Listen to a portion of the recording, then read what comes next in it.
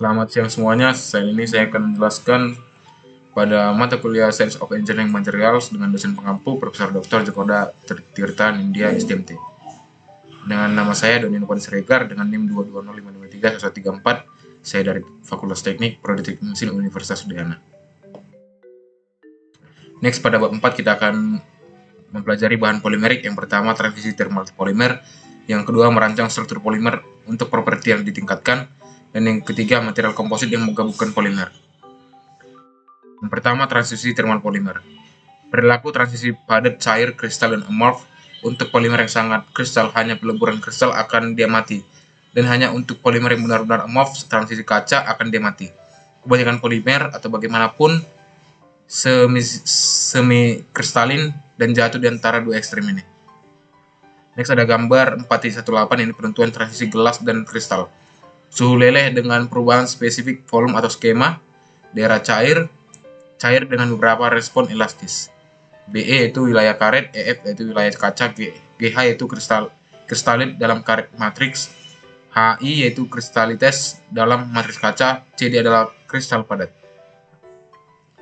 Next, dan ketika energi total molekul telah jatuh ke titik di mana energi transisi adalah rotasi pada dasar 0, kristalisasi dimungkinkan atau kristalisasi bagaimanapun terjadi jika tertentu. Persyaratan simetri terpenuhi dan molekul mampu untuk dikemas ke dalam suatu susunan yang teratur. Suhu di mana terjadi TM, yaitu untuk polimer, TM memiliki sebaran sekitar 2 sampai 10 derajat Celcius. Dalam kasus polimer semikristalin, kristalisasi hanya terjadi pada sebagian rantai polimer yang dihasilkan di daerah kristal atau kristalit, yang dipisahkan oleh daerah amorf. Next, pertimbangan struktur polimer. Dengan demikian, baik TG maupun TM meningkatkan dengan simetri molekul yang lebih tinggi.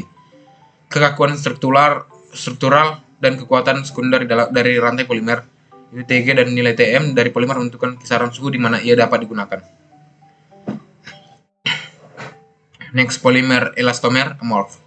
Misalnya harus digunakan pada suhu yang baik di atas TG untuk mengizinkan mobilitas segmental lokal yang tinggi yang diperlukan dalam hal tersebut. Jadi, kopolimer styrena butadiena 25/75 TG sama dengan min 57 derajat Celcius. Polisoprema yaitu TG sama dengan min 73 derajat Celcius dan polisibutilena TG sama dengan min 73 derajat Celcius. Dengan dapat digunakan sebagai karet pada suhu sekitar berikut. Next ada pembentukan serat yang sangat kristal polimer harus digunakan pada suhu jauh di bawah TM dari orde 100 derajat Celcius karena perubahan suhu struktur kristal terjadi sebagai TM didekati. Oleh karena itu TM serat harus di atas M yaitu 200 derajat Celcius agar tetap tidak terpengaruh pada suhu yang dihadapi dalam membersihkan dan menyetrika. Next ada merancang struktural polimer untuk properti yang ditingkatkan. 3 prinsip yang diterapkan untuk memberikan kekuatan dan ketahanan untuk polimer adalah kristalisasi. Yang kedua, ikatan silang, dan yang ketiga meningkatkan kekakuan yang melekat pada molekul polimer. Kombinasi dari 2 atau semua 3 prinsip penguatan telah terbukti efektif dalam mencapai berbagai sifat dengan polimer. Untuk polimer yang terdiri dari rantai fleksibel, inherent, kristalisasi, dan cross-linking adalah salah satunya cara yang tersedia untuk meningkatkan polimer property. Next ada pada gambar 4.19 yaitu 3 prinsip dasar kristalisasi, yaitu pertama ikatan silang dan rantai kaku untuk membuat polimer kuat dan suhu tahanan diwakili oleh 3 sudut segitiga. Sisi THC dan pusat segitiga menunjukkan berbagai kombinasi prinsip. Next, metode memperkenalkan ikatan silang antara molekul polimer yang telah dibahas pada pembahasan sebelumnya, dan prinsip penguatan yang relatif baru adalah meningkatkan rantai kekakuan. Satu kemungkinan cara mengeraskan rantai polimer adalah dengan tergantung kelompok sisi besar pada rantai untuk mengatasi pembengkokan rantai. Misalnya dalam polistirena, cincin benzena melekat pada karbon tulang punggung rantai. Ini menyebabkan kekakuan molekul. Cukup untuk membuat polistirena plastik keras dan kaku dengan pelunakan suhu lebih tinggi dari polietilen. Meskipun polimer tidak berikatan silang atau mengkristal, kombinasi dari ketiga prinsip tersebut di atas menyebabkan pengembangan produk baru dan menarik dengan peningkatan properti. Next ada material komposit yang menggabungkan polimer.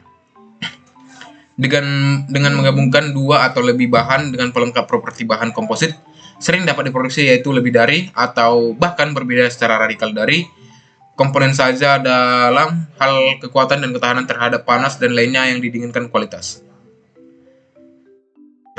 Prinsip material komposit ini telah mengarah pada desain dan pembuatan berbagai supermaterial dengan jangkauan yang lebih efek pada rekayasa dan konstruksi.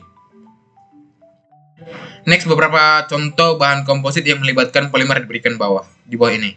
Yang pertama, bakelit adalah resin fenolik yang diisi dengan bahan pengisi yang digunakan untuk meningkatkan sifat-sifatnya dan juga mengurangi biaya. Biasanya pelapis yang digunakan adalah tepung kayu, kipas, kain percah, asbes, kaca berserat, dan serat lainnya.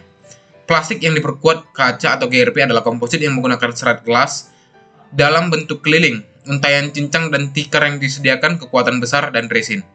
Biasanya epoksi atau tidak jenuh polyester untuk mentransfer tekanan ke serat dan untuk mengurangi kerapuhan.